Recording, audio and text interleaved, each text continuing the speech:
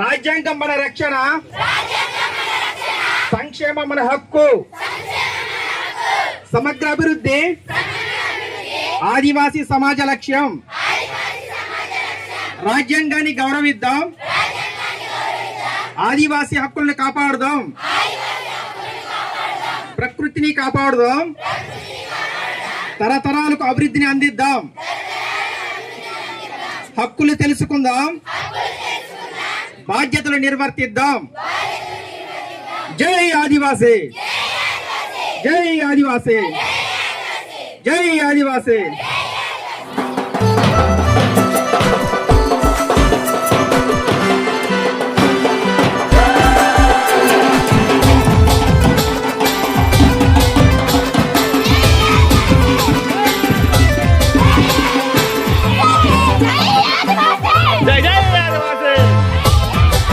जय जय आदिवासी,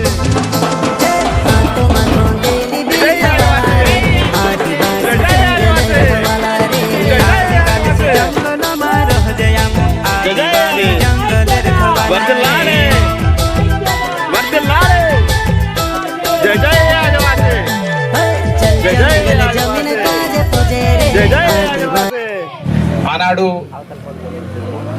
మన ఆదివాసీ స్వాతంత్ర సమాజం కోసం పోరాడినటువంటి పోరాట యోధులు ఎవరైతే ఉన్నారో వారిని మనం స్మరించుకుంటూ ఒక్కొక్కరం కూడాను కొబ్బరికాయలు కొడదామండి.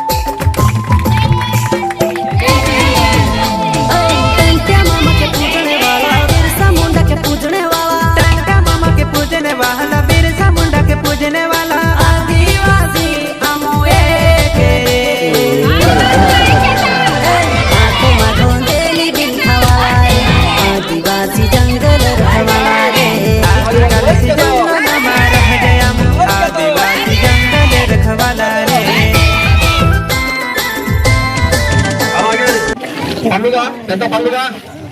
ఈ యొక్క పండుగ ఉద్దేశించి మనకు తెలుసు మన నాయకులు పోరాటం వల్లనే మనకి ఎత్తుకోవడం జరిగింది. దాన్ని పురస్కరించి మనకు కూడా ఒక రంగు కేటాయించడం జరిగింది, అదే ఆకుపచ్చ రంగు. ఎందుకంటే మనం అడవిలో జీవిస్తూ ఉంటాం, అడవిలో నివసిస్తూ ఉంటాం కాబట్టి ఆకులతో చెట్లతో కలిసి ఉంటాం కాబట్టి పురస్కరించి మనకు కూడా ఒక రంగును కేటాయించారు. మరి జాతి జెండాను ఆవిష్కరిస్తున్నారు మరి సర్పంచ్ గారు.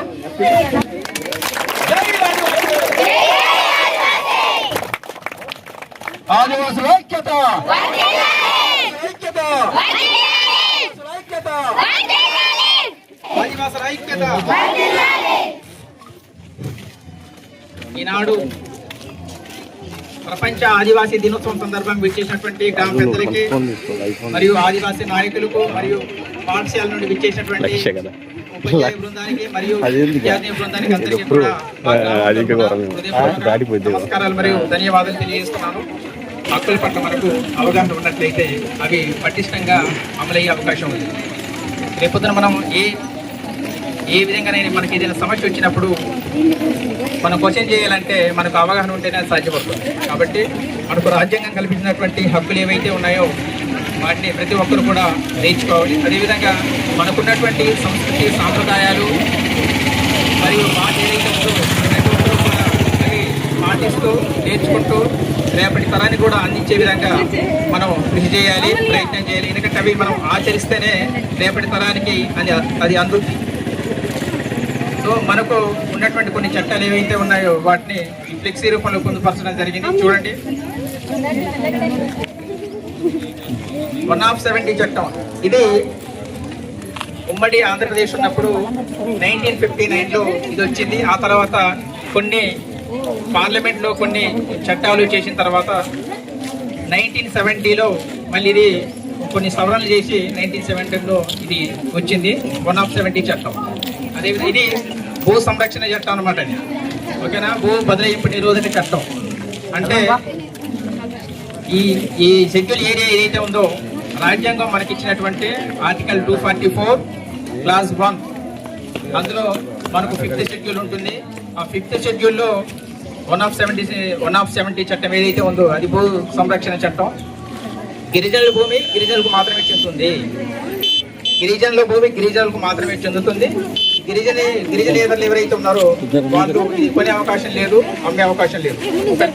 కొనాలనుకుంటే కనుక గిరిజనులు మాత్రమే అయి ఉండాలి. అది 170 చట్టం. వీసా చట్టం ఉంది కదా, 1996 వీసా చట్టం. అది మన గ్రామంలో ఏ పని చేయాలన్నా, అభివృద్ధి కానివ్వండి, ఏదైనా కానివ్వండి, ఏం చేయాలన్నప్పటికీ కూడా గ్రామ సభ ఆమోదం అవసరం. అది వీసా చట్టం. ఇది అప్పుడు 2006 మనకు భూమి మీద కానివ్వండి, అడవి మీద కానివ్వండి మనకు హక్కు ఉంటుంది. గిరిజనులకు ప్రత్యేక హక్కులు ఉన్నాయి. కాబట్టి వీటి మీద మనకు పటిష్టమైనటువంటి అవగాహన ఉంటే కనుక రేపొద్దున ఏదైనా కానీ మనకి ఏదైనా సమస్య వచ్చినప్పుడు దాన్ని సాల్వ్ చేసుకోవడానికి ఈ చట్టాలు మనకు ఉపయోగపడతాయి. కాబట్టి వీటి మీద ప్రతి ఒక్కరు కూడా అవగాహన కల్పించుకోవాలి. సో ఈ యొక్క కార్యక్రమాన్ని ఉద్దేశించి మన గ్రామ పెద్ద కంటి రాముడు గారిని ప్రసంగించవలసిందిగా కోరుతున్నాం. అందరికీ ప్రపంచ ఆదివాసీ దినోత్సవ శుభాకాంక్షలు. మరి ఆగస్టు 9న అంతర్జాతీయ ప్రపంచ స్వదేశీ ప్రజల దినోత్సవం, దాన్నే ప్రపంచ ఆదివాసీ దినోత్సవం అంటాం. ఈ యొక్క ప్రపంచ ఆదివాసీ దినోత్సవం మొదటిగా 1982 జెనీవాలోని యుఎన్ఏలోని మొదటి మీటింగ్ ఏర్పాటు చేయడం జరిగింది. ప్రపంచ దేశాల్లోని అందరూ కలిసి.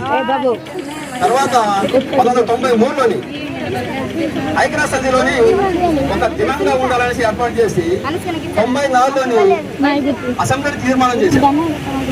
95 నుంచి మనము ఈ యొక్క ప్రపంచ దినోత్సవం వాస్తవంగా ఆదివాసులు అడవులుగా పరిమితమై అడవుల్లో జీవిస్తూ ఉన్నారు. కాబట్టి వారికి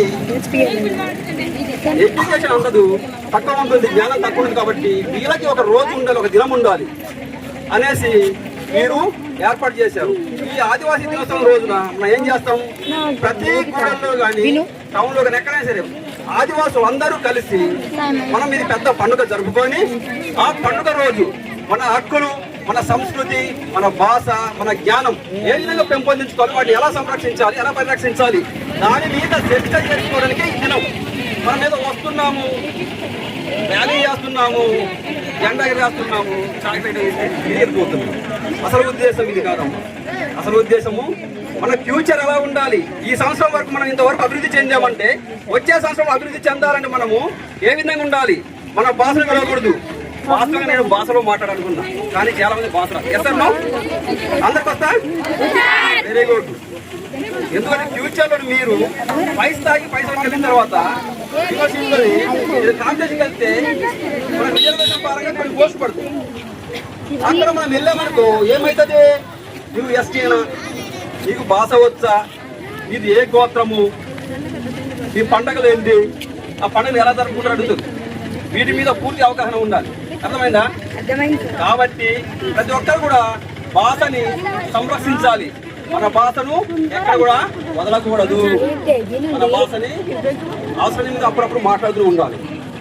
అలాగే మన సంస్కృతి, వేషధారణ ఇవన్నీ కూడా కాపాడుతూ పోవాలి. అలాగే మన జ్ఞానాన్ని కూడా పెంపొందించాలి ఎడ్యుకేషన్గా. ఈ విధంగా పెంపొందిస్తూ పోవాలి. యాక్చువల్లీ ప్రపంచంలో 90 దేశాలు ఉన్నాయి. 90 దేశాలు మన ఆదివాసులు ఉన్నారు. 90 దేశాలను 350 నుంచి 500 మిలియన్లు ఆదివాసీ జనాభా 22% భూభాగంలో విస్తరించి ఉన్నారు. ఈ యొక్క ఆదివాసీ జనాభా 7,000 భాషలు కలిగి ఉన్నారు. 700 తెగలు ఉన్నాయి. 700 తెగలు, 7,000 భాషలు కలిగి ఉన్నారు.